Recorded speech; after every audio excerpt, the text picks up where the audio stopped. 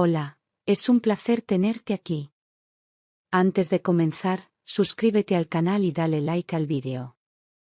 El teléfono sonó a media tarde, cuando los niños del colegio acababan de salir al recreo. Clara atendió creyendo que era una madre despistada, pero al otro lado contestó un médico del Hospital Gregorio Marañón. La voz seria le informó de que Isabel, su madre, llevaba 2 días ingresada con una neumonía severa. Añadió que la señora respiraba con dificultad y requería vigilancia permanente. Clara se quedó de piedra frente a la pantalla interactiva de la clase, intentando procesar la noticia. Un hormigueo helado le recorrió la espalda mientras recordaba que su madre se había quejado de un simple catarro la semana anterior. Pidió permiso a la directora y salió corriendo, con la bata aún manchada de témperas. El pasillo de urgencias olía a desinfectante y a miedo. Isabel, pálida como las sábanas, respiraba con ayuda de una mascarilla de oxígeno. Sus ojos marrones se iluminaron al ver a Clara, pero la fiebre apagó cualquier intento de sonrisa. El neumólogo explicó que la infección había avanzado rápido por la edad y porque Isabel vivía sola en un piso mal climatizado. Recomendó un plan de antibióticos intravenosos y fisioterapia respiratoria diaria. Sentenció que, una vez estabilizada, sería imprescindible un cuidado constante en casa para evitar recaídas. Clara asintió con la determinación de una hija que no está dispuesta a perder más tiempo. De camino al aparcamiento, Clara llamó a Alejandro con la voz entrecortada. Le contó la gravedad de la neumonía y la necesidad de trasladar a Isabel cuando recibiera el alta hospitalaria. Alejandro, siempre pragmático, sugirió contratar una enfermera a domicilio, pero Clara rechazó la idea sin dudar. Arguyó que ninguna extraña cuidaría a su madre mejor que ella misma. Prometió reorganizar sus turnos en el colegio y sacrificar los pocos ratos libres del fin de semana. Al escuchar su firmeza, Alejandro cedió y garantizó que haría lo posible para facilitar la nueva rutina. Sin aún saberlo, aquella decisión abriría la puerta a la mayor prueba de lealtad de sus vidas. 2 semanas después, Isabel recibió el alta con un diagnóstico claro: ya no estaba en peligro, pero necesitaba reposo absoluto. El médico entregó a Clara un informe detallado con instrucciones específicas: oxígeno por la noche, dieta blanda y 0 esfuerzos. Al llegar al piso de Getafe, Alejandro bajó del coche sin decir palabra y ayudó a subir las maletas y el equipo médico portátil. El sofá del salón fue desplazado para colocar una cama articulada que alquilaron en la ortopedia del barrio. Clara se encargó de adaptar el baño con barras de seguridad y preparar un menú semanal según lo indicado. Isabel, aunque agradecida, mantenía un aire altivo, como si le costase aceptar que ahora dependía de su hija. Alejandro, con gesto tenso, aseguró que todo saldría bien, aunque su voz no sonaba tan convencida. Los primeros días estuvieron marcados por el caos. Clara no daba abasto entre sus clases, las tareas de casa y el cuidado constante de su madre. Alejandro empezó a asumir más responsabilidades: hacía la compra, cocinaba por las noches y acompañaba a Isabel a las revisiones. Los vecinos del bloque se sorprendían al ver al yerno empujando la silla de ruedas con paciencia. Clara, agotada pero agradecida, pensaba que quizás esta experiencia uniría aún más a la familia. Isabel, por su parte, comenzó a recuperar color en el rostro y a dar órdenes desde la cama como si fuera la jefa del lugar. Aún así, Clara lo aceptaba todo: lo importante era que su madre se curase. Una noche, Clara encontró a Alejandro y a Isabel charlando en el balcón, riendo por algo que no alcanzó a oír. No le dio mayor importancia, creyendo que era una buena señal que se llevaran bien. Incluso comentó con una compañera del colegio que sentía suerte de tener a un marido tan solidario. Isabel empezaba a caminar pequeños tramos por el pasillo con ayuda de un andador, y Alejandro celebraba cada avance con entusiasmo. Clara soñaba con recuperar la normalidad, con volver a las cenas tranquilas y los domingos en el retiro. Lo que no imaginaba era que, al abrirle la puerta a su madre, también había abierto una grieta en su propia vida. Una grieta que, muy pronto, empezaría a ensancharse en silencio. Clara se despertaba antes del alba para preparar la medicación de su madre y dejar la comida del día lista en tuppers. Desayunaba de pie, consultando en el móvil los apuntes de sus clases, mientras comprobaba el nivel de oxígeno de Isabel. A las 7:30 salía corriendo hacia el colegio, con ojeras que ni el corrector lograba disimular. Durante el recreo, llamaba a Alejandro para preguntar si Isabel había comido el puré de calabacín o seguía sin apetito. Volvía a casa sobre las 6, cambiaba sábanas, desinfectaba el baño y apuntaba cada síntoma en una libreta clínica. Su habitación se convirtió en un trastero de guantes, gasas y frascos de jarabe, mientras los álbumes familiares quedaban arrinconados. Cada noche, agotada, se dormía leyendo foros médicos sobre cuidados respiratorios, temiendo cometer un error. Alejandro tomó el relevo a media tarde, orgulloso de su papel de yerno ejemplar. Se presentaba en la farmacia con recetas nuevas y volvía cargado de bolsas del supermercado. En la cocina, Isabel le enseñaba a preparar lentejas, como las de la abuela, y él fingía descubrir el secreto del laurel. A la hora de la fisioterapia, sostenía con firmeza la espalda de Isabel mientras ella exhalaba en series contadas. Entre ejercicio y ejercicio, le hacía reír con bromas sobre tertulias de la radio que Clara nunca escuchaba. Los vecinos, al verlos en el portal, comentaban que eran un equipo de comedia, y Alejandro sonreía satisfecho. Clara, desde la ventana de la cocina, observaba aquella complicidad y se convencía de que era gratitud, nada más. Con el paso de las semanas, los límites domésticos empezaron a difuminarse. Isabel exigía la tele encendida hasta tarde y Alejandro se quedaba a su lado, discutiendo sobre fútbol y política. Clara aprovechaba ese rato para corregir exámenes en el dormitorio, sintiéndose extrañamente huésped en su propia casa. Los domingos, Alejandro salía a pasear con Isabel por el parque cercano, alegando que el aire fresco aceleraba su recuperación.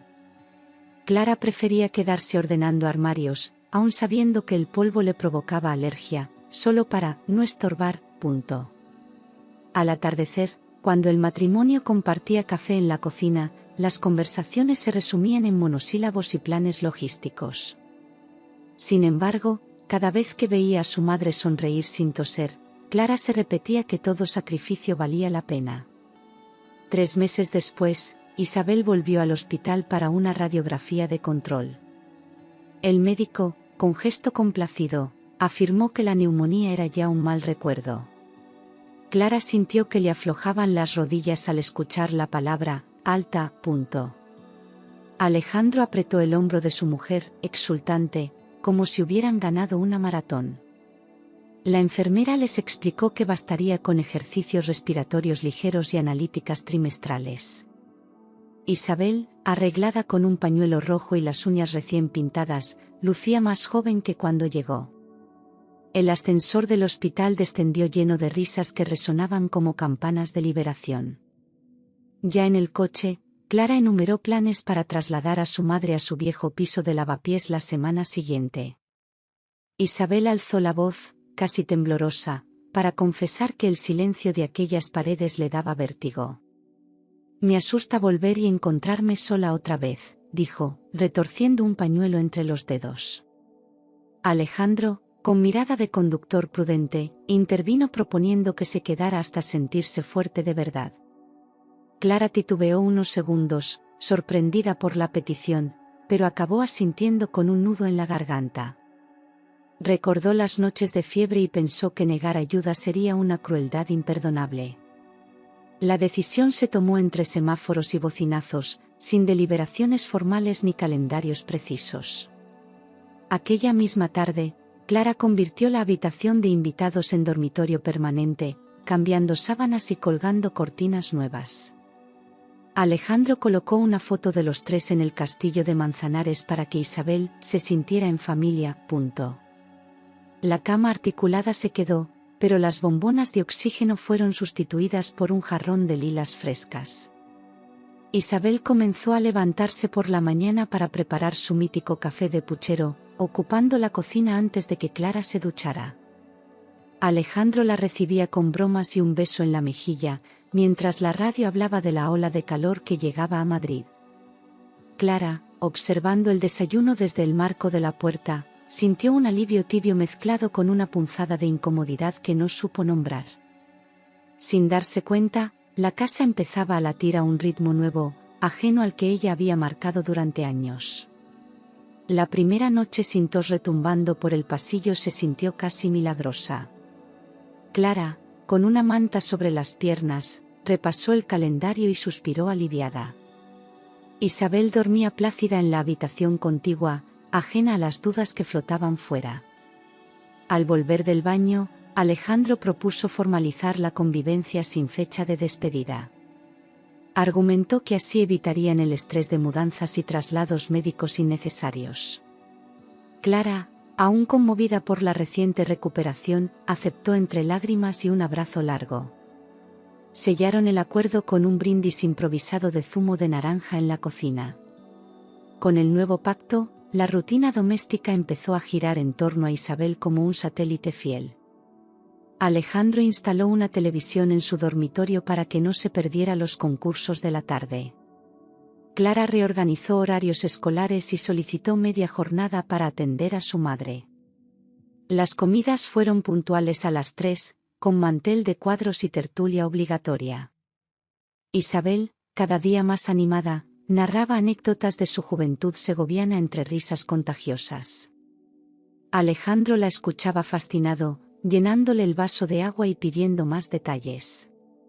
Clara contemplaba la escena convencida de que el amor familiar podía con todo. Sin embargo, aquella armonía empezaba a mostrar matices que solo Clara percibía. A veces, al entrar en el salón, hallaba a su madre y a su marido conversando en voz baja. El silencio brusco cuando ella aparecía le dejaba un sabor metálico en la boca. Una noche oyó pasos y risas contenidas en la cocina pasada la medianoche. Pensó en levantarse, pero el cansancio la ancló al colchón como plomo. Se repitió que serían imaginaciones suyas, fruto del estrés y la falta de sueño. Sin saberlo, esa duda germinó como hiedra, dispuesta a trepar por cada rincón de su vida. Las noches se convirtieron en tertulias interminables alrededor de la mesa de madera. Alejandro descorchaba un Ribera del Duero y llenaba las copas con generosidad. Isabel relataba historias de su juventud en Segovia, animada por el vino. Clara escuchaba feliz mientras recogía los platos y servía más pan. Entre sorbo y risa, el reloj sobre la nevera acababa marcando la 1. El vecindario se apagaba, pero en su piso seguía sonando un coro de carcajadas. A ojos de Clara, aquello era la prueba de que la familia había renacido. Con el tiempo, surgieron pequeños rituales que parecían inofensivos. Isabel cocinaba natillas caseras y las presentaba solo para Alejandro. Él respondía regalándole claveles comprados en el mercado del sábado. Clara fotografiaba esos momentos y los subía al grupo familiar de WhatsApp. Los domingos instauraron partidas de mus que se prolongaban hasta el café. La complicidad entre suegra y yerno crecía, tejida de chistes privados. Clara celebraba la armonía sin percibir la marea bajo la superficie. Sin embargo, algunos detalles sembraron una inquietud difusa en su interior. Más de una vez encontró 2 copas a medio beber en el balcón a medianoche. Isabel empezó a llevar perfume floral para las cenas, alegando coquetería. Alejandro, bromeando, le encendía la radio para que bailaran pasodobles suaves. Clara aplaudía desde el umbral, aunque un pinchazo de celos le arañaba el pecho. Se repetía que era normal sentirse desplazada después de meses de tensión.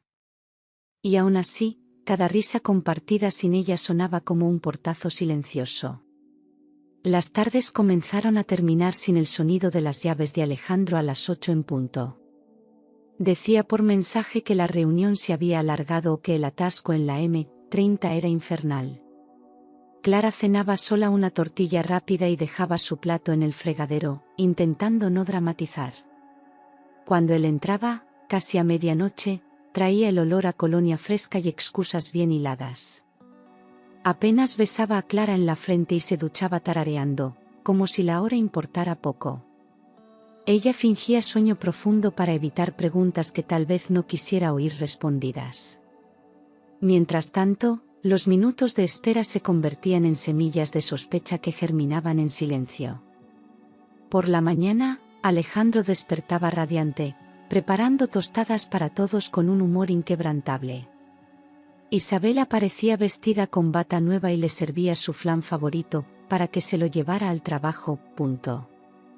Entre risas compartían café, y Clara, con la agenda escolar en la mano, observaba la escena sin intervenir. Notó que su madre escondía un tarro de natillas en la nevera etiquetado con el nombre de Alejandro. Aquello le pareció un detalle cariñoso, aunque una punzada de desasosiego le revolvió el estómago. Al despedirse, él posaba la mano sobre el hombro de Isabel con dulzura casi filial, casi algo más. Clara se recordó que la gratitud podía manifestarse de 1000 formas y reprimió sus dudas. Esa misma semana, Alejandro llegó otra vez tarde y encontró la casa sumida en penumbra. Isabel se levantó para calentarlo todo de nuevo y sacó un vino que guardaba, para ocasiones especiales. Clara, desde el pasillo, escuchó risas ahogadas y brindis que no la incluían y sintió el suelo inclinarse. Se preguntó cuándo su hogar se había transformado en un escenario donde ella era espectadora. Intentó calmarse pensando que el estrés laboral podía justificar el nuevo horario de su marido. Sin embargo, el presentimiento de que algo se deslizaba fuera de su control la dejó despierta hasta el amanecer. Con los ojos clavados en el techo, decidió que, si quería paz, primero necesitaba certeza. Clara empezó a notar que los gestos de cariño de Alejandro se habían vuelto meramente protocolarios. Ya no había abrazos espontáneos al llegar del trabajo, sino un beso fugaz que ni rozaba la mejilla. Las conversaciones sobre futuros viajes o reformas del piso se esfumaron, sustituidas por monosílabos distraídos. En la cama, él se giraba de espaldas con un «buenas noches» automático antes de apagar la luz. Ella, atrapada en ese silencio, repasaba mentalmente las viejas fotos del verano en Cádiz intentando reconocerse. El aire se hacía tan denso que cualquier intento de caricia parecía una invasión fuera de lugar. Poco a poco, la distancia se convirtió en un muro invisible que dividía la almohada en dos territorios enemigos. Alejandro atribuía su apatía a la presión del trabajo y al cansancio mental de tantas horas extra. Clara escuchaba justificándolo ante sí misma, aunque la intuición le gritaba que había algo más. Intentó reavivar la complicidad preparando su pasta al pesto favorita y poniendo su disco de Sabina.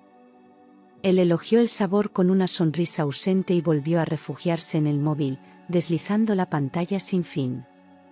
Durante el postre, un mensaje le hizo vibrar el teléfono. Alejandro salió al pasillo para contestar, murmurando.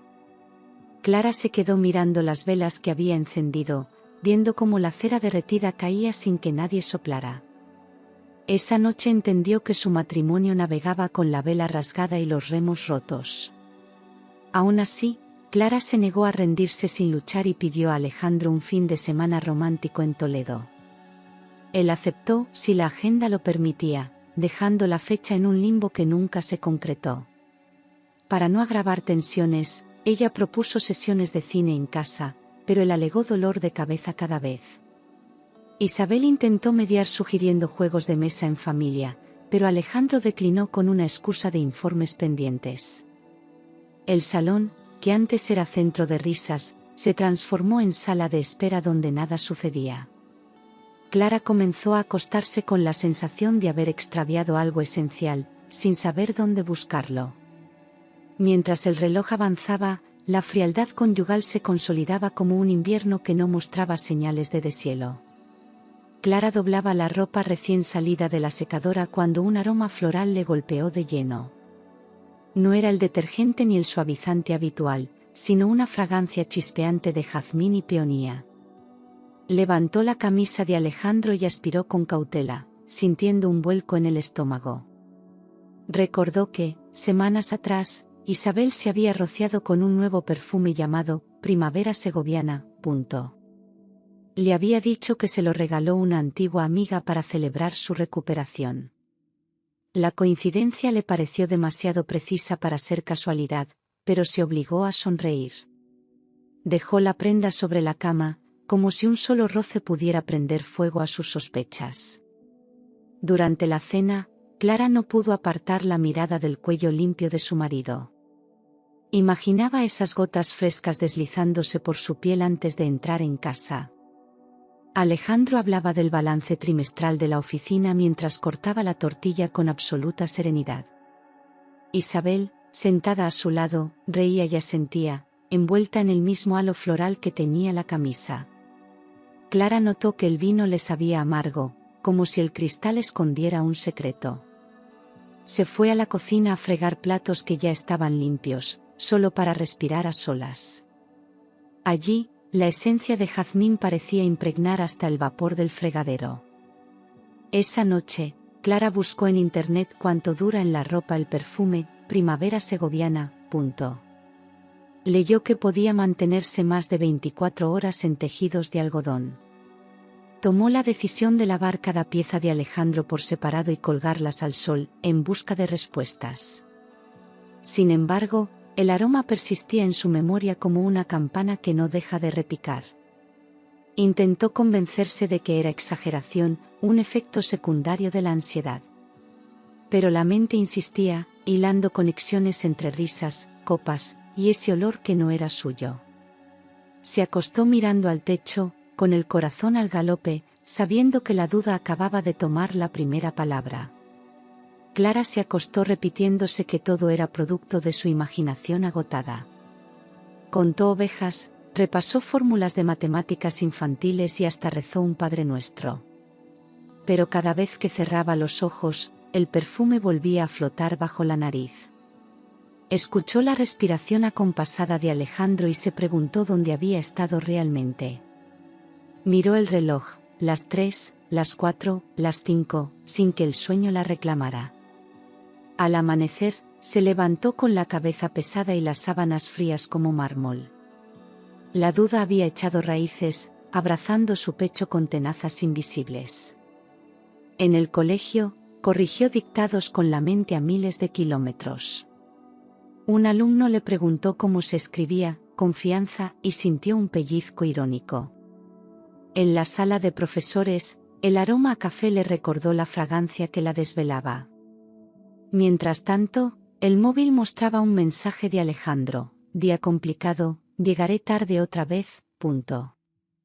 Ella tecleó un «cuídate», cargado de puntuaciones que borró antes de enviarlo. Durante el recreo, observó a parejas jóvenes en el patio y envidió su despreocupación. Prometió a su reflejo en la ventana no dejarse arrastrar por conclusiones precipitadas. Aunque intentó retomar la rutina, cada detalle parecía gritarle una respuesta. Al volver a casa, encontró a Isabel y Alejandro riendo por algo que callaron al verla entrar. La madre se justificó diciendo que repasaban un viejo álbum familiar lleno de polvo. Clara sonrió sin mostrar dientes y subió la compra a la despensa con manos temblorosas. Aquella noche, antes de cenar, anotó en su cuaderno: necesito pruebas, no suposiciones. Decidió que, si quería paz, primero debía enfrentar la verdad cara a cara.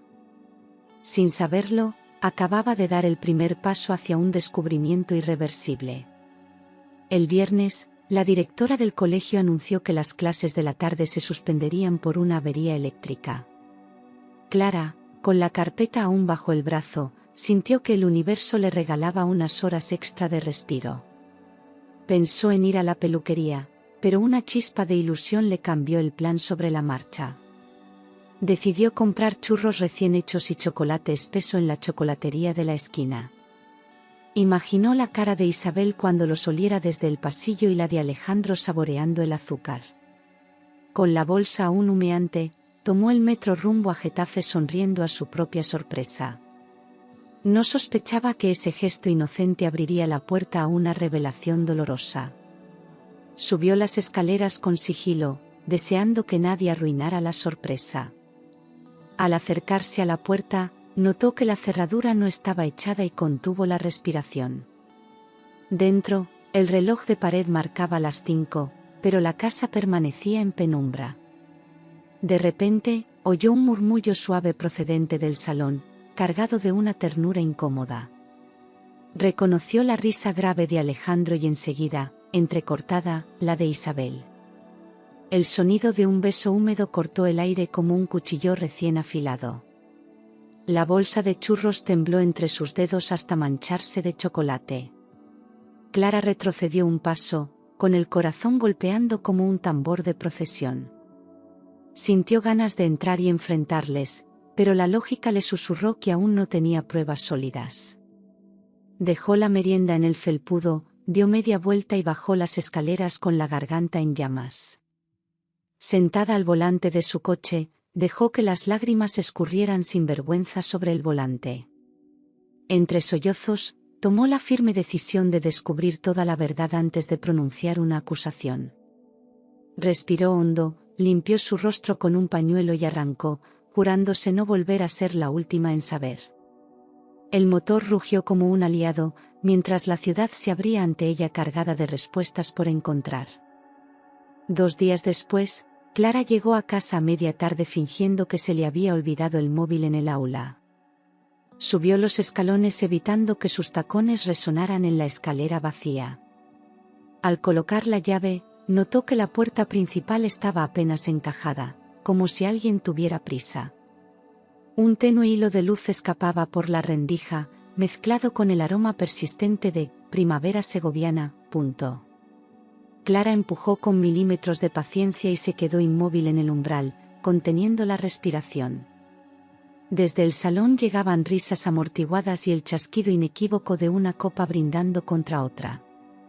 Sintió un cosquilleo helado descender por su columna mientras su mente registraba cada sonido.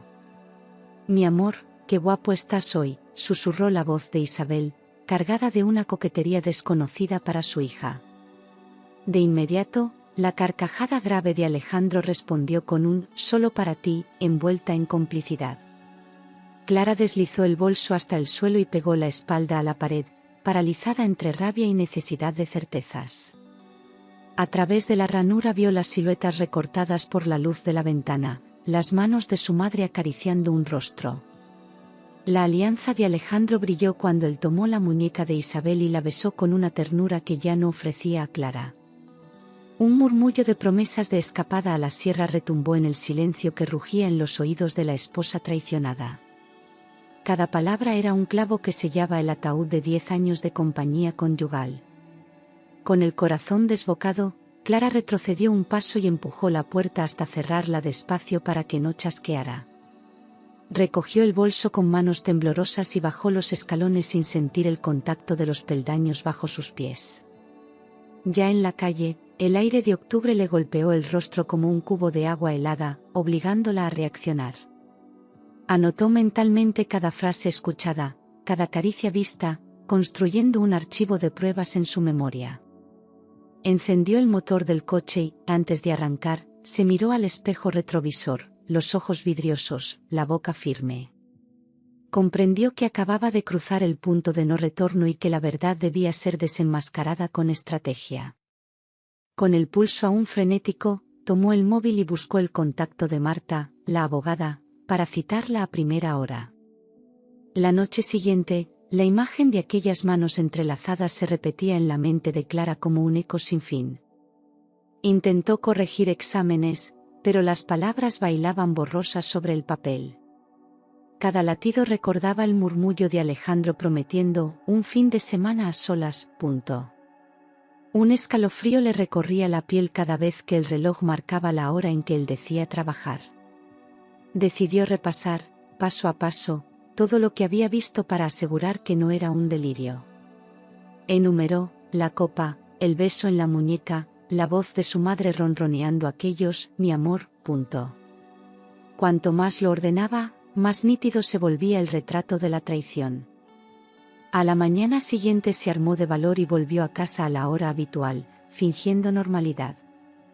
Encontró a Isabel tarareando boleros mientras removía el café, como si nada hubiera ocurrido. Alejandro salió del baño recién afeitado, olía la misma colonia que impregnaba el salón la tarde anterior. Clara sintió un escalofrío tan intenso que casi dejó caer las llaves sobre la encimera.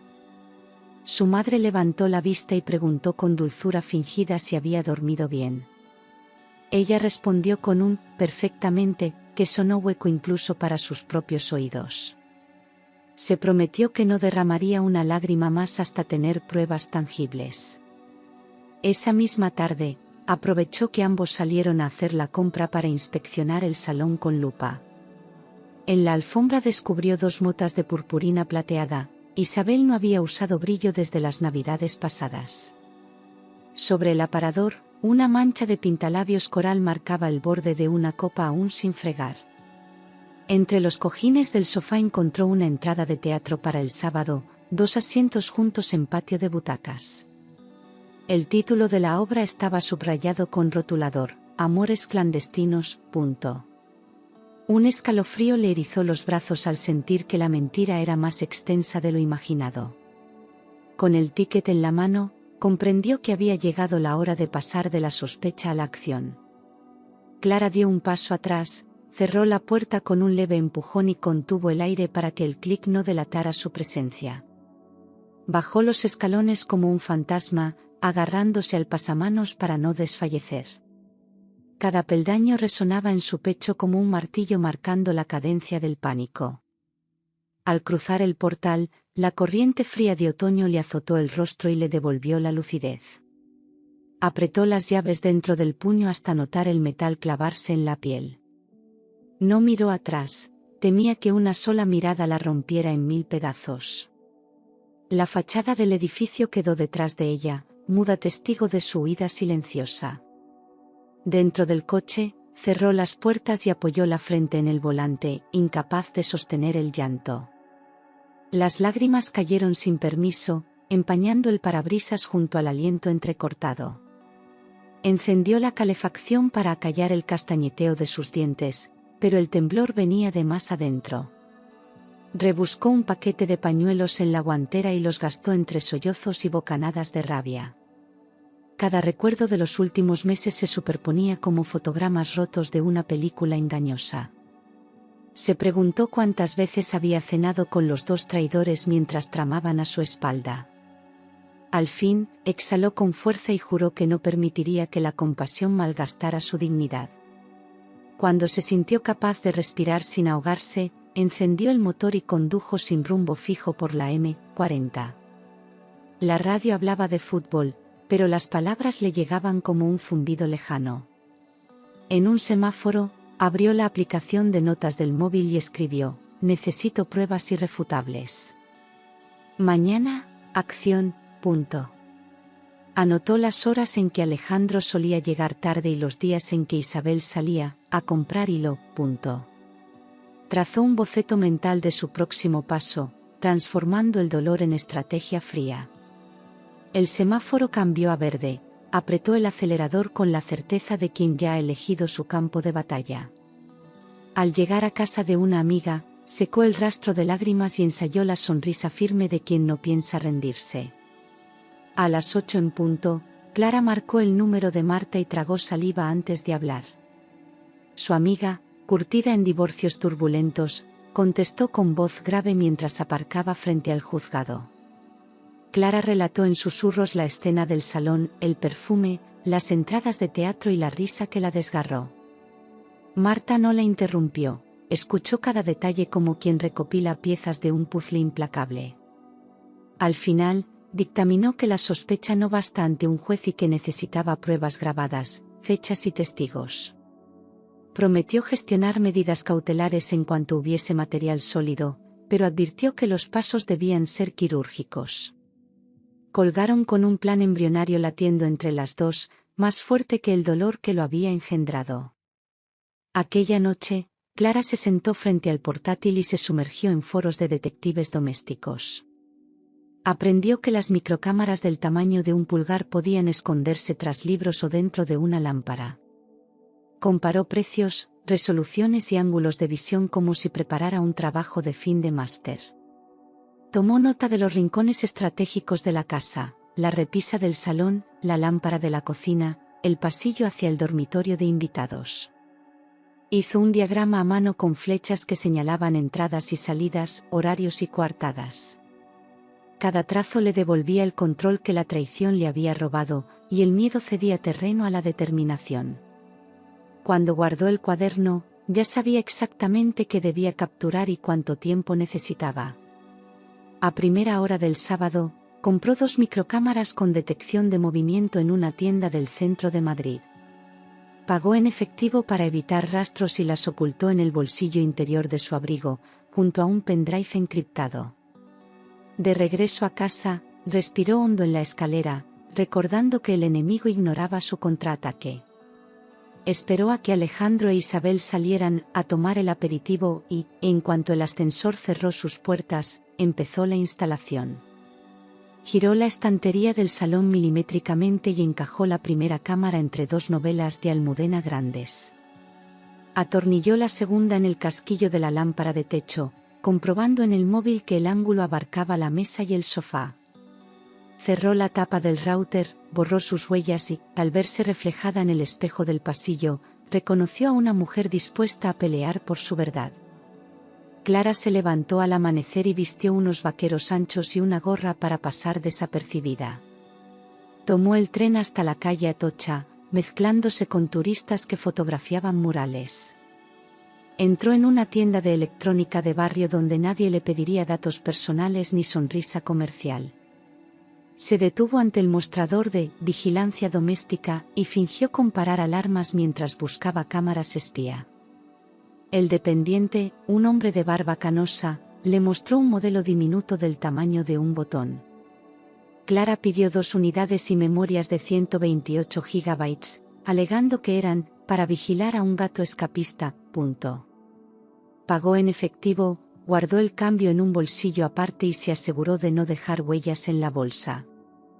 En un cibercafé cercano, revisó las instrucciones descargadas en PDF para comprobar compatibilidad con su móvil. Descubrió que el dispositivo emitía una señal Wi-Fi propia y que podía activar el modo silencioso sin luces LED. Para evitar errores, compró una batería externa ultrafina y cinta de montaje de doble cara. En la mesa del fondo, probó la calidad de vídeo apuntando a una tele encendida y comprobó la nitidez de los susurros. Guardó los archivos de prueba en un pendrive cifrado con contraseña que solo ella conocía. Después, borró el historial de navegación, apagó el portátil de alquiler y pagó la hora en metálico. Cada clic era un ladrillo más en el muro que edificaba para protegerse de la mentira. Al salir al aire frío de la mañana, sintió el peso ligero de la bolsa como un talismán poderoso.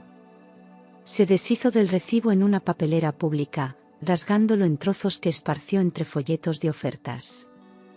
Antes de subir al metro, compró un paquete de magdalenas para camuflar el contenido tecnológico en la mochila. En el vagón, repasó mentalmente la ruta de entrada y salida de su casa para no levantar sospechas. Decidió que instalaría el equipo por la noche, cuando Isabel tomara su infusión y Alejandro revisara correos. Mientras las estaciones pasaban, la adrenalina convirtió el miedo en determinación férrea. Para ella, aquellas microcámaras no eran simple hardware, eran la llave que abriría la puerta de la verdad. La madrugada cayó sobre Getafe con un silencio que parecía cómplice. Clara guardó en la cama hasta escuchar el ronquido pausado de Alejandro y el leve suspiro de Isabel. Se calzó zapatillas de suela blanda y guardó el móvil en el bolsillo del albornoz. Las microcámaras, envueltas en un pañuelo, temblaban al ritmo del pulso acelerado de sus dedos. Desconectó el automático del pasillo para que el piloto rojo no chivara su presencia. Cada crujido de las lamas del suelo le recordaba que un paso en falso podía derrumbar su plan. Respiró hondo 3 veces antes de abrir la puerta del salón como si desvelara un secreto secular. Con un destornillador minúsculo, soltó la tuerca trasera de la lámpara de techo. Insertó la primera cámara apuntando al sofá, comprobando en la pantalla que el ángulo capturaba cada rincón. Volvió a colocar la tulipa y giró la bombilla hasta oír el clic apenas perceptible. Luego retiró discretamente 2 libros de la estantería y pegó la segunda lente entre sus lomos. Ajustó la tapa para que el espesor disimulara el orificio de la lente como un punto de polvo. En la cocina, soldó la batería externa a la parte inferior del armario alto, oculta tras la cafetera italiana. Los LEDs indicadores quedaron cubiertos por cinta aislante negra, devorando cualquier chispa de luz traicionera. Ya de pie junto al router, conectó ambas señales al móvil y vio aparecer las 2 imágenes en directo. El corazón le martilleó cuando se vio a sí misma en miniatura, oscura figura conspirando en su propia casa. Guardó la contraseña de acceso en el pendrive y lo deslizó dentro de un calcetín en el cajón del armario. Volvió a encender el automático del pasillo y comprobó que la casa seguía sumida en la penumbra habitual. Antes de regresar al dormitorio, murmuró un «por mi paz», que resonó como un juramento solemne. Se deslizó bajo las sábanas con la piel erizada, fingiendo un sueño profundo que tardaría horas en llegar. A pocos metros, las cámaras recién nacidas velaban, listas para revelar la verdad que el alba traería. Al recreo del lunes, Clara se refugió en la sala de fotocopiadoras con el móvil en silencio. Conectó la aplicación y el corazón se le disparó al ver el salón en tiempo real. Todo parecía tranquilo, la mesa vacía, las cortinas cerradas, la lámpara titilando suave. Pero el indicador mostraba un clip grabado a las 10:15, justo cuando Alejandro salía temprano. Se colocó los auriculares y, con un dedo tembloroso, presionó reproducir. La imagen reveló a su madre peinándose frente al espejo mientras Alejandro ajustaba su corbata. Ella le acarició la mejilla con la ternura que Clara llevaba años mendigando en vano. Al caer la tarde, ya en casa, descargó el archivo completo en el portátil y agrandó la pantalla. Isabel servía 2 copas de vino, deslizando la mano por la espalda de Alejandro al pasar. Él sostuvo la cintura de ella mientras murmuraba algo que el micrófono solo captó como un susurro sedoso. Se besaron junto a la ventana, iluminados por el sol poniente que teñía de ocre sus perfiles. Luego se sentaron en el sofá, rozando rodillas y brindando, por nuestra suerte, frase que se oyó nítida. Clara sintió que el aire del salón se volvía irrespirable incluso a través de la pantalla. Cerró el portátil de golpe, pero el eco de aquel brindis siguió resonando en su pecho. Con las manos frías, copió el vídeo a un pendrive y lo etiquetó, prueba 1, 10 y 15. Subrayó la hora exacta en su cuaderno y anotó detalles, vestimenta, gestos, frases clave. Decidió dejar las cámaras funcionando varios días para componer un mosaico irrefutable. Respiró hondo, recordándose que la paciencia sería su mejor aliada en este duelo silencioso. Envió un mensaje a Marta: tengo material, pero aún no es suficiente. Sigo grabando. Se prometió no confrontar a nadie hasta que los archivos llenaran la memoria sin un segundo de duda. Mientras tanto, sonrió con los labios tensos al oír la llave de Alejandro. La función continuaba, y ahora el guión era suyo. El jueves, a la misma hora en que Clara impartía ciencias naturales, el sensor marcó actividad inusual en el pasillo. Esa tarde, con el aula vacía, cerró las persianas y reprodujo la nueva grabación con el pulso desbocado. La cámara de la lámpara mostraba a Alejandro mirando el reloj, inquieto, antes de extender la mano hacia Isabel. Ella, envuelta en su bata rosa, le ofreció un beso fugaz y lo condujo hasta el dormitorio de invitados. La puerta quedó entreabierta, lo justo para que el objetivo captara los cuerpos fundidos en un abrazo prolongado. Se oyó el crujido del colchón, un susurro de «te he echado de menos» y la risa contenida de su madre. Luego, silencio denso, solo roto por jadeos que la cámara registró sin piedad. Clara sintió náuseas, pero obligó a sus ojos a no apartarse ni un segundo. Necesitaba conocer cada detalle, cada gesto que desmontara cualquier coartada futura. A los 10 minutos, la pareja salió arreglándose la ropa, cómplices y despreocupados. Isabel alisó el albornoz, se peinó con los dedos y besó a Alejandro en la comisura, como sello de un secreto. Él tomó una servilleta y limpió la marca del pintalabios coral que ya era la firma de todas sus infidelidades. La cámara del salón registró cómo brindaban con licor de hierbas que Isabel guardaba, para los resfriados. Entre risas, planearon escapar a Segovia el fin de semana, sin móvil y sin remordimientos. Con las manos heladas, Clara guardó el archivo en un nuevo pendrive etiquetado "Irrefutable dormitorio". Anotó fecha, hora y duración exacta en su cuaderno, 11:07 a 11:24. Imprimió fotogramas clave y los metió en un sobrecraft dirigido a Marta, sellado con cinta adhesiva.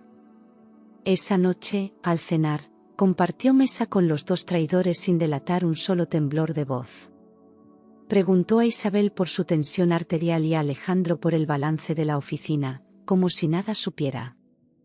Por dentro, no quedaba rastro de confusión, el dolor se había condensado en determinación de acero. Sabía que el momento de la confrontación estaba próximo, y esta vez entraría en escena con pruebas letales. Aprovechó la mañana del sábado, cuando Alejandro salió a correr, para citar a Isabel en el salón.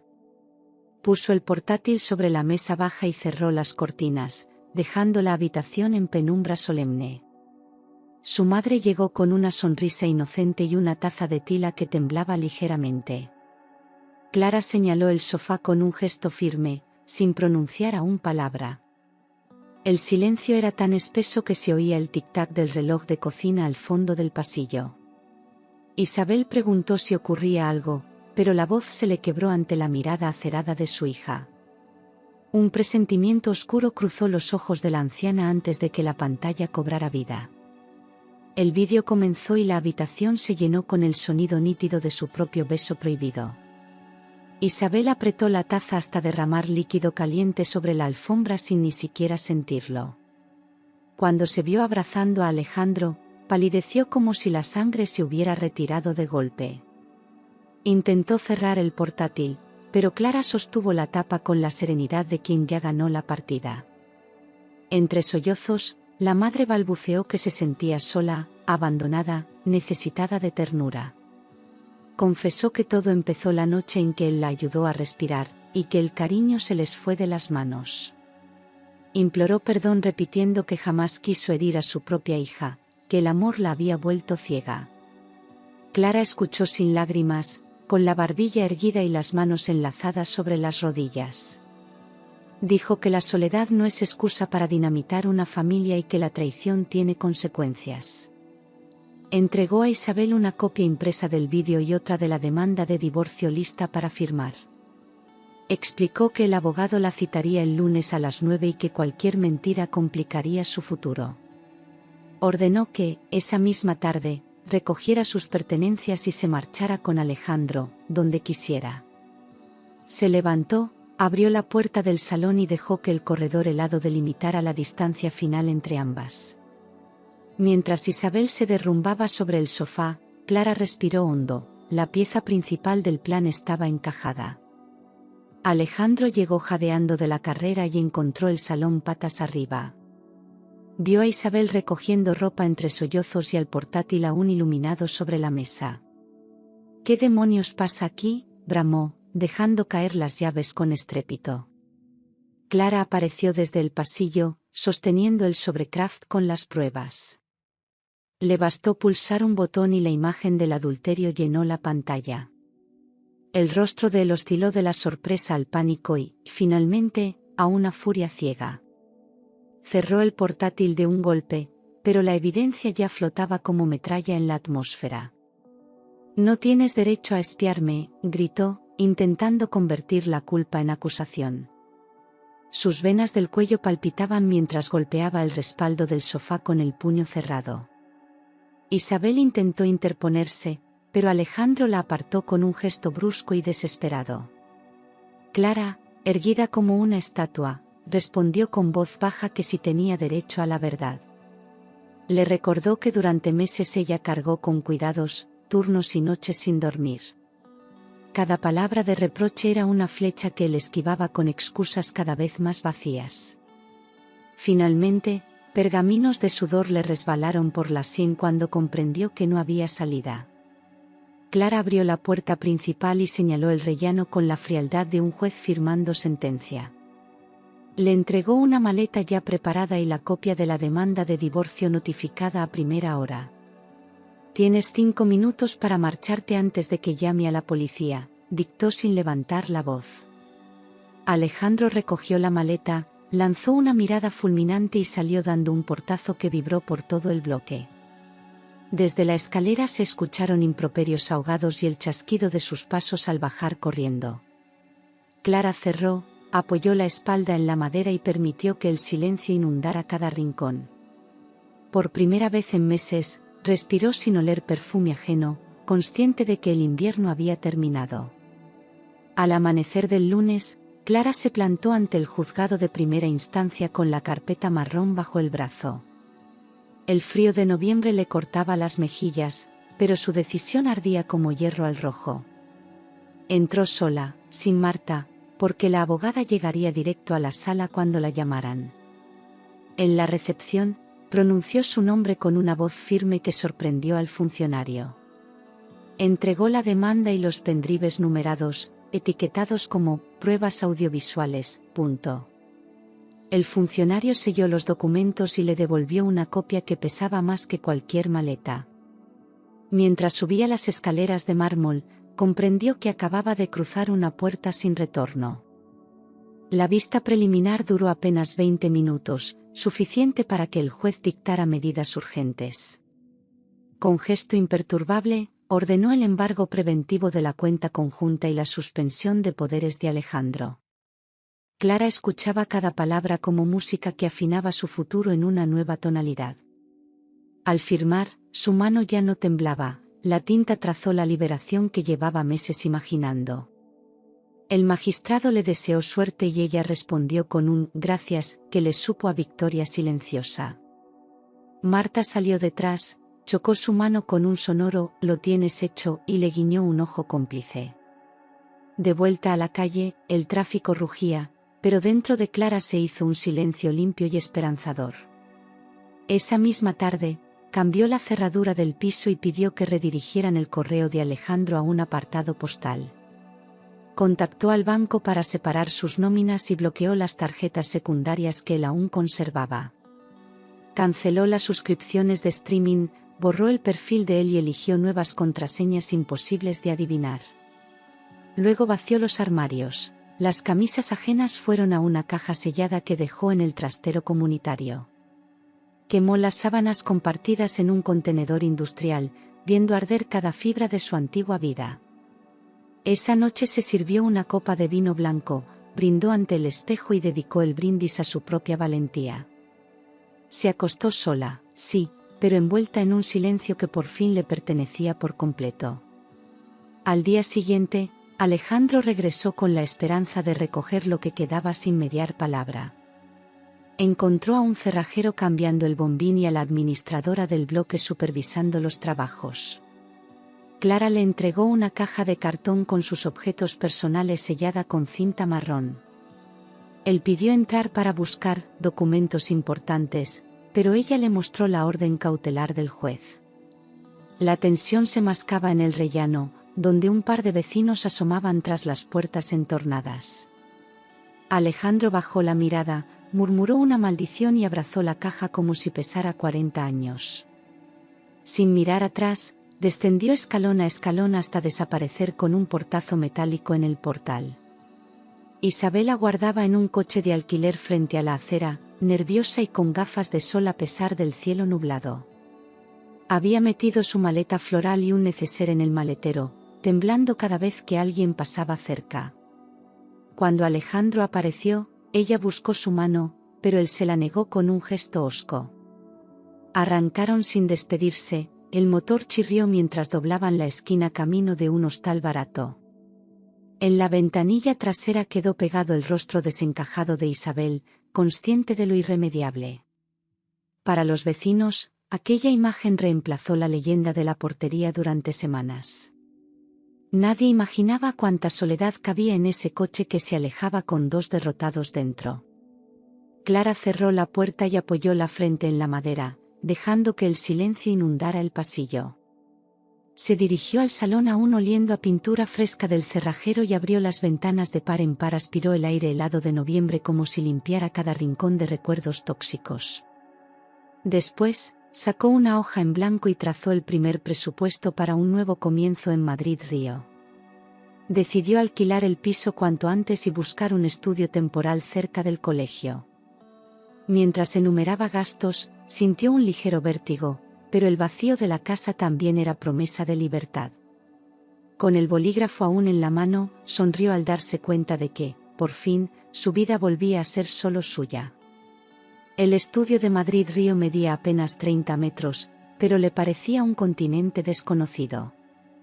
Las paredes blancas, aún desnudas, devolvían el eco de sus pasos como si reclamaran compañía.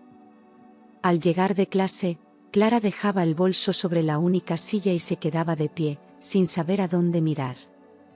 La ausencia de voces ajenas resultaba tan extraña que encendía la radio solo para oír algo humano. Cada crepitar de la calefacción le recordaba la risa que antes llenaba las noches en Getafe. Cenaba una sopa instantánea frente a la ventana, viendo el reflejo de su propia soledad en el cristal. Aún así, había un susurro de alivio en ese silencio. Nadie podía volver a mentirle allí dentro. Las primeras noches fueron un combate entre la memoria y el cansancio. El colchón nuevo olía a plástico y las sábanas crujían como papel desconocido. Cuando cerraba los ojos, el rostro de Isabel aparecía con un remordimiento que no le pertenecía.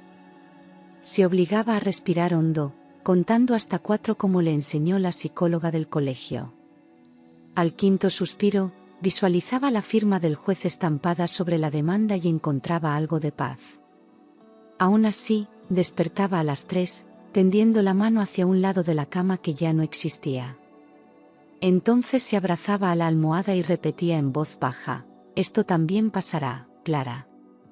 El domingo decidió caminar hasta el matadero y perdió la noción del tiempo entre puestos de artesanía. Compró una planta de lavanda en maceta para perfumar la cocina diminuta. Mientras la colocaba, comprendió que aquel silencio podía transformarse en espacio para escucharse a sí misma. Empezó a escribir en un cuaderno las pequeñas victorias diarias: «Hoy desayuné sin prisa, dormí 6 horas seguidas, punto». Creó una lista de reproducción con boleros y rock español, solo canciones escogidas por ella. Al anochecer, apagó la radio y aceptó la quietud como un manto que le pertenecía. Por primera vez, el silencio no pesaba, se sentía como una hoja en blanco esperando su nueva historia.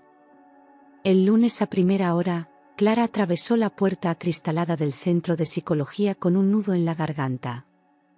La psicóloga, una mujer de voz templada, la invitó a sentarse en un sofá gris y a dejar el abrigo sobre las rodillas. Durante 50 minutos, Clara vomitó meses de insomnio, de olores ajenos y traiciones compartidas. La profesional no interrumpió, solo asintió y apuntó en silencio, como tejiendo un mapa de su dolor. Al terminar, le propuso un plan de terapia cognitivo-conductual y ejercicios de respiración diaria. Clara salió a la calle con los ojos hinchados pero sintiéndose, por primera vez, dueña de su proceso de cura. Comprendió que sanar también era un trabajo y decidió tomárselo con la disciplina de una asignatura nueva. Ese mismo día se apuntó a una clase de pilates cerca del colegio donde daba clase. El primer estiramiento le hizo crujir la espalda y le arrancó una risa que sorprendió a todo el grupo. La instructora señaló que el cuerpo guarda emociones en la musculatura y que liberarlas puede doler. Entre postura y postura, Clara sintió como un peso se deslizaba desde el pecho hasta los dedos de los pies. Al terminar, caminó hasta el vestuario con la camiseta empapada y el alma un poco más ligera. Mientras se secaba el sudor, se miró al espejo y descubrió un brillo en la mirada que creía extinguido. Se prometió regresar 3 veces por semana, no para cambiar el cuerpo, sino para reconstruir la confianza. Por las noches, después de corregir exámenes, abrió un cuaderno azul y anotó pequeños logros del día. Escribió: he respirado sin ansiedad, he dicho que no a una petición extra en el trabajo. A cada frase le seguía una flecha con un objetivo sencillo para el día siguiente, creando un camino minúsculo pero firme. También apuntó: probar un curso online de fotografía y visitar la librería del barrio los viernes. Entendió que un nuevo proyecto no era huir del pasado, sino sembrar futuro en tierra recién arada. Al cerrar el cuaderno, roció la habitación con el perfume suave de lavanda que compró en el matadero. Se durmió pensando que, quizás, el dolor es solo la puerta por la que entra la versión más valiente de uno mismo. El miércoles, al terminar la clase de naturales, el director pidió a Clara que pasara por su despacho con urgencia. Ella pensó en algún problema disciplinario, pero encontró sobre la mesa un dossier con su nombre en mayúsculas. El claustro había evaluado su entrega y votado por unanimidad nombrarla jefa de estudios a partir del trimestre siguiente.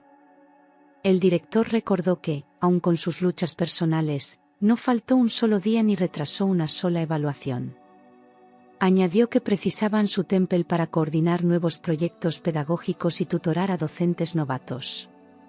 Clara sintió como la inseguridad se le deslizaba por la espalda, sustituida por un calor de orgullo inesperado. Firmó el contrato con un trazo firme, sorprendida de escuchar un aplauso espontáneo desde la sala contigua. La noticia corrió por los pasillos como pólvora y algunos compañeros chocaron el puño con ella entre recreos. Hubo miradas de envidia, pero predominaba el respeto hacia quien había transformado la adversidad en impulso. El director le entregó una agenda de tapas rojas y la llave de un despacho pequeño que olía a barniz nuevo. Al entrar, divisó una ventana con vistas al patio donde los niños jugaban, símbolo perfecto del horizonte que se abría. Colocó la planta de lavanda en la repisa y ordenó tizas de colores, decidida a impregnar el espacio de su sello. Revisó el aumento salarial y constató que cubriría sin apuros el alquiler del estudio y un curso de fotografía nocturno. Con el corazón latiendo como un tambor festivo, escribió en su cuaderno: hoy he ascendido por mis propios méritos. Esa tarde, compró una baguette, queso manchego y una botella de cava modesta para celebrar a solas en su cocina. Brindó frente al espejo por la niña que soñaba con cambiar vidas desde un aula y por la mujer que seguía en pie. Envió un mensaje a Marta: buenas noticias, sorbo de victoria, acompañado de un emoji de fuegos artificiales. Luego preparó un correo para la psicóloga, agradeciendo los ejercicios que le habían devuelto el foco. Se permitió bailar descalza al ritmo de Sabina, sin miedo a que nadie apagara la música. Mientras guardaba la copa en el fregadero, entendió que su historia ya no se escribía con tinta de traición, sino de resiliencia. Y, al acostarse, supo que cada paso firme sobre el suelo nuevo era la venganza más elegante contra quienes intentaron derrumbarla. Con la paga extra y el ascenso, Clara visitó una inmobiliaria en Chamberí y se enamoró de un ático luminoso. Era un tercer piso sin ascensor, pero el techo abuhardillado y la terraza de 10 metros robaban el aliento. Firmó la reserva con un pulso sereno: aquella llave se convertiría en símbolo de conquista personal. Pasó los fines de semana lijando vigas y pintando paredes en tonos crema para agrandar la luz natural. Colgó cortinas de lino beige que flotaban cuando la brisa madrileña cruzaba el ventanal. En una esquina colocó un caballete, lista para estrenar el curso de fotografía con vistas al skyline nocturno. Cada martillazo de los cuadros resonaba como un compás marcando el ritmo de su nueva vida. El primer mueble en entrar fue una estantería blanca donde alineó libros de pedagogía y novelas de Almudena Grandes. Sobre la mesilla del salón situó la lavanda en maceta, recordatorio de aquel día en el matadero. Las cajas de la mudanza guardaban pocos objetos, pero cargados de significado: su cuaderno azul, una foto de la clase y un jarrón heredado de su abuela. Compró una alfombra de yute que crujía bajo los pies descalzos y convertía cada paso en caricia. La cocina, pequeña pero coqueta, recibió imanes de viajes pasados y una pizarra donde escribió: aquí solo entra la verdad. Desde la terraza, la ciudad se extendía como un tablero por conquistar y los tejados rojizos brillaban al atardecer. Contempló el horizonte y sintió que, por fin, su casa reflejaba un interior restaurado. Para inaugurar el ático, invitó a un reducido grupo de colegas del colegio a una cena informal. Preparó tapas de queso, aceitunas y tortilla, sin preocuparse por impresionar a nadie. Entre risas, confesó que su intención era llenar aquellas paredes de historias felices. Los amigos brindaron por la valentía y uno propuso bautizar la terraza como «el mirador de los nuevos comienzos». Al despedirse, Clara encendió una guirnalda de luces cálidas y dejó que la soledad volviera, pero ya sin pesadumbre. Se sentó en una hamaca, cerró los ojos y escuchó el murmullo distante de la Gran Vía mezclado con su propia respiración. En ese instante comprendió que el hogar no es un lugar, sino la certeza de haberse elegido a uno mismo. Una tarde de viernes, Clara entró en el centro comunitario de la Latina con el estómago encogido. Allí se reunía un grupo de apoyo para cónyuges engañados coordinado por una trabajadora social. Al abrir la puerta, la recibieron sillas en círculo y miradas que mezclaban pudor y esperanza. Se sentó junto a una mujer mayor que aún llevaba el anillo de boda pese al divorcio reciente. Cuando le tocó presentarse, relató su historia con la serenidad de quien ha sobrevivido al naufragio. Sintió un golpe leve en el pecho al escuchar los aplausos suaves que siguieron a su testimonio. Por primera vez en meses, no se sintió un caso aislado, sino parte de una tribu de resilients. Semana tras semana, las reuniones se convirtieron en un faro que iluminaba los días más grises. Compartían ejercicios de autoestima, bromas internas y hasta recetas rápidas para cenar sin tristeza. Clara aprendió técnicas de meditación guiada y descubrió que el llanto colectivo tiene un poder catártico. Un psicólogo voluntario la animó a transformar su cuaderno azul en un blog para ayudar a otros. Ella aceptó el reto y, al publicar la primera entrada, recibió decenas de mensajes de agradecimiento. Aquella respuesta virtual le hizo entender que su dolor podía mutar en herramienta de apoyo. Cada comentario amable era otro ladrillo que reforzaba la nueva estructura de su confianza. Con el tiempo, la coordinadora del grupo le propuso moderar las sesiones de bienvenida a recién llegados. Clara dudó, pero la mirada cómplice de sus compañeros la empujó a dar el paso sin temblores. Preparó dinámicas de presentación basadas en la metáfora de reconstruir puentes piedra a piedra. Al cerrar la primera sesión como moderadora, recibió un ramo de margaritas y una ovación sincera. Esa noche, de vuelta en su ático, escribió: «Hoy he pasado de víctima a portavoz». Encendió la guirnalda de la terraza y brindó con té de jazmín por los rostros que seguían luchando. Entendió que su círculo de apoyo no solo le ofrecía abrigo, sino también un escenario para desplegar alas. El blog, Puentes de Lavanda, despegó como un globo inesperado. En un mes superó las 10.000 visitas. Clara publicaba reflexiones honestas, sin adornos, sobre el duelo, la rabia y la reconstrucción. Incluía ejercicios prácticos: escribe 3 logros del día, regálate 10 minutos de silencio consciente. Los lectores dejaban comentarios describiendo situaciones similares y agradeciendo su voz cercana. Una editorial independiente le propuso convertir esas entradas en un libro de autoayuda realista. Al leer el contrato, recordó sus clases de literatura y sintió un cosquilleo adolescente de ilusión. Firmó con un bolígrafo violeta, convencida de que las palabras podían ser salvavidas colectivos. La promoción del libro la llevó a centros culturales y bibliotecas de barrio, donde impartía charlas gratuitas. Al principio temblaba ante el micrófono, pero bastaba ver una mirada emocionada para hallar firmeza. Compartía la experiencia de la infidelidad sin victimismo, destacando el poder de la acción consciente. Una tarde, un joven viudo le dijo que su texto le había devuelto la motivación para retomar los estudios. En ese instante comprendió que su historia ya no era una cicatriz vergonzosa, sino un faro para otros. Volvió a casa con un ramo de flores secas que le regalaron y lo colocó junto al cuaderno azul en la estantería. Cada pétalo, aunque frágil, representaba la permanencia de la belleza después de la tormenta. Con los ingresos del anticipo editorial, se inscribió en un máster de orientación educativa. Quería diseñar programas escolares que enseñaran resiliencia a niños y adolescentes. En el ático, colgó un esquema de proyecto con hilos de colores, como si tejiera el mapa de un futuro sin límites. Durante las madrugadas, escribía nuevas páginas entre sorbos de té y el murmullo lejano de la ciudad.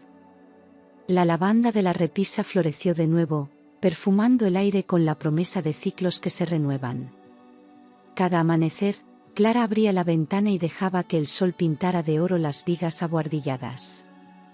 Y en ese rayo de luz reconocía a la mujer que, tras la caída, había aprendido a levantarse aún más alta.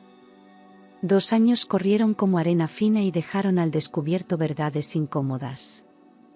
Alejandro e Isabel acabaron instalados en un piso de alquiler a las afueras.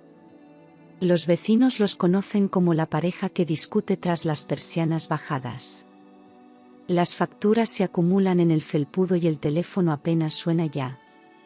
Él perdió el puesto tras la denuncia por apropiación y sobrevive con empleos precarios. Ella, chequera vacía, vende bisutería por internet para tapar silencios y arrepentimientos. Entre ellos, el amor clandestino se convirtió en eco agrio que nadie quiere escuchar. Mientras tanto, una tarde de junio, la terraza de Clara respira jazmín y risas. Sus amigas del círculo de apoyo brindan con cava rosado, copas tintineando al atardecer. Sobre la mesa, descansa el primer ejemplar impreso de Puentes de lavanda. Clara alza el libro como si fuera una antorcha y la brisa le despeina el flequillo.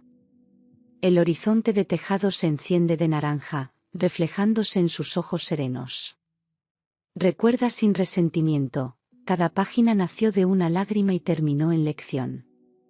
Cuando apaga las luces, sabe que ese refugio elevado es fruto de su coraje.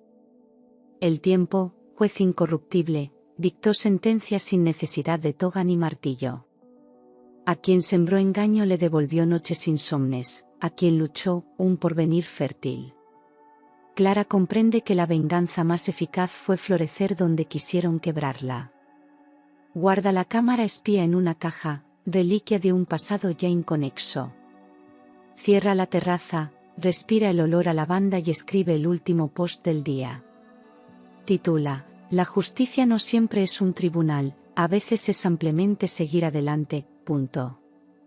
Y al pulsar publicar, sonríe, su historia continúa, pero ahora la escribe solo ella.